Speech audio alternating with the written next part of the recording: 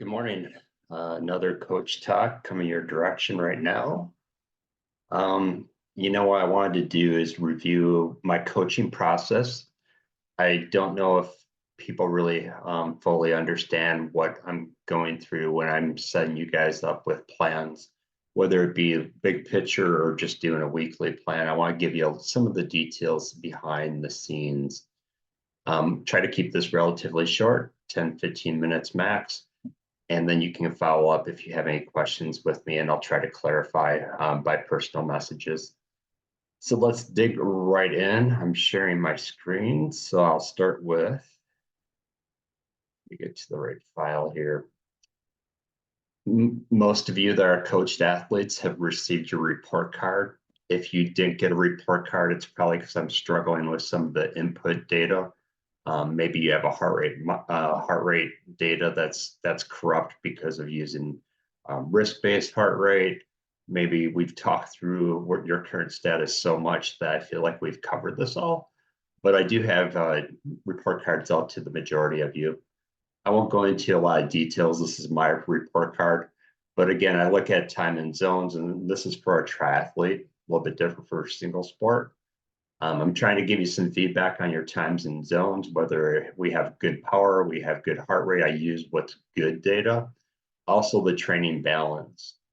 So time and zone, we want to be mostly zone 2 as endurance athletes with the right amount of zones 3, 4, 5, and 6, depending on what we're trying to improve and how close we are to your race. So everybody's got a little different makeup there, depending on what phase they're in. And then for the bike run swim balance, usually you want to bike about 50% of your training time. And this is on training stress score. So it's based on training load. So typically you want about 50% of the bike. Okay, if it's down to 47, 46%. It might be okay if you're doing a block training and say it was on the bike like I am, and you're at 56, that's okay too. So then what's left? Well, it's the run would be the next biggest, usually somewhere between 25 to 30%. Swim, yeah, typically about 10%. It was as low as 7 here for mine. Of course, I realized I need to swim more, and I have started that. And then the other category might be strength, yoga, mobility training. So that's how that's broken up. So I'll let you know if it's out of balance, and I'll point out where that's out of balance. Training volume, yeah, this leads us to some sort of target that we have for the goal race that I have at least in Training Peaks as your A race. For me, that's Des Moines. It's 5 weeks away. I have a target to be, it looks like 87 for Des Moines for my CTL. I'm working to, yeah, that might be 97. No, it's 87. So 87, I'm working to get up to maybe 95 and then taper to 87 for the race. With 5 weeks out, that looks good. So I give you some feedback on your build rate of CTL, the blue number in Training Peaks, that's chronic training load. That's what I use. I try to have really good inputs for your sessions, leading to good weekly reviews of where we progressed and where we need to go. And then again, these report cards are looking at 1 or 2 months, just to say, looking backwards, are we making the progress where we need to? Is there any change going forward? So the change going forward, I usually would do down at the bottom, the performance, race tests, key workouts, just giving you details back on that. So for me, run with my knee surgery, I just need to keep progressing my run. It's coming along just fine. The bike, AeroTune testing and strong results at the gravel race. No real concerns on the bike. I probably overemphasized that a little bit going into that gravel race. So now it's time to get back to run and swim. So therefore the swim, I need to increase my swim training to improve my endurance. What we want to do as triathletes is just not come out of the water fatigued and spent. We need to swim well enough that we don't lose too much energy in the swim, and we can have a good bike. We have a good swim and bike, we'll probably have a good run. Now, again, you need to train all three, but I think a lot of people lose that key point You need to be able to swim and bike well, economically, without bleeding out energy, not getting pissed, not getting upset at things that you don't need to. Control the controllables, relax, do good, steady output. And then if you've done that well with your fueling, you can have a good run. So you really need to set that run up. Test events are a good way of ensuring that we have that.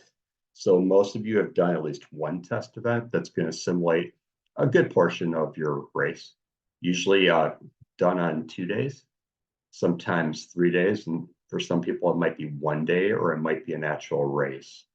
So it really just depends on how your training is and what you prefer. But again, I like to see everybody do a triathlon simulation if they can't do some early races before we get to our key events. So that's the report card in a nutshell. I just want to hit some of the inputs that I use for that. Primarily, it's probably understood that I'm using Training Peaks, but you might not know that I also use WKO software.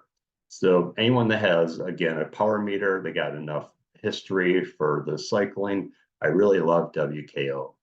What this does is it models out my FTP, and I can see where I've been in the last year, where I've been in the last 90 days, so that 260 versus 267 watts. How long I can keep that, what's my stamina, what's my time to exhaustion.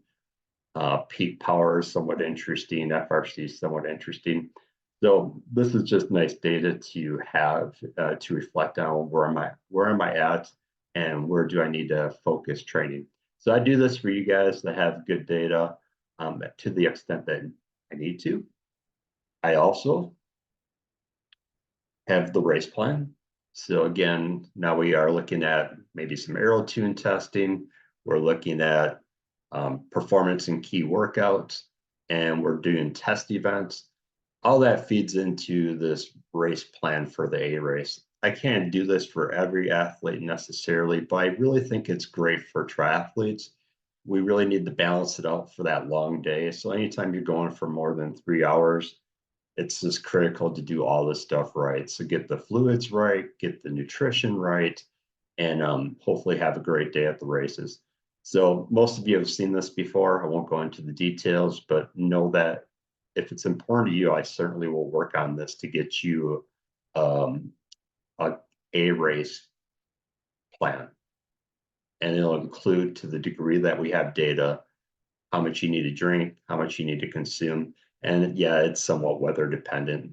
Things change on the day. We need to adapt. But again, this is a great starting point. So you and I are on the same page, and you at least get one test event to try out what I think is a good race plan for you.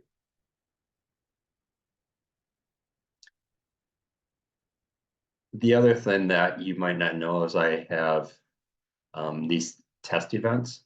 Let me go to my tab, just because I'm trying to use my data here. So I'll have threshold testing. For me, it was in February. It was again in March. My swim went from 153 to 150 per 100 yards. It's not great. I want to get to 146. Might not be April, might be May. I'm going to do some testing in May. My threshold for the bike, 260, 260. Want to get that up to 270. I think I'm right there. I feel good. I'm going to have to test in the month of May. Run threshold, I haven't done a 5K because of the knee surgery, but I'm ready to go. So again, everything's kind of coming together. It's probably going to be May. And I've done enough test events. I don't know that I'll do this last one, but if I do, it's going to be scheduled for May 17th and 18th. So I've done this test event worksheet for each one of you. It takes threshold testing, and it takes test events, and it puts that together into one comprehensive page report. So I'm doing that behind the scenes. I'm also tabulating test results, whether it be AeroTune, a 20-minute FTP, indoor or outdoor. It's all going into my matrix for the bike, run, and swim. So just a lot of data, and it is a little bit challenging to manage. I do my best to use those inputs wisely, and then give you guys what you need to be successful both on a daily, weekly, and then a long-term training plan, and then what you need for your A races. So there is complexity in coaching. I'm a data guy, but it's easy to get lost in having too much data. We need to have good data. That's why I harp on calibrating power meters for the bike. I like to have stride pods for the run because they seem to be almost bulletproof. Had one athlete that broke theirs, but I think a dog was related to that breakage. But anyways, yeah, it can happen. And then I need to have the report cards to you guys when they make sense, and they make sense for just about everyone. And then last but not least, if I haven't said it already, is just planning your A events when it makes sense. Trying to do as much of this as I can. If you feel like you need something more from me in this arena, for the coaching, just let me know, and I will give you some more attention in this regard. I don't really have room to add a lot more. We do the training sessions together when we can. We try to invite the whole group when we can. So hopefully you appreciate that. Um, but you can always let me know if you think I need to improve. So thank you for your time. Thanks for coaching with Cycling Form and Fitness. I appreciate you athletes. Have a great day.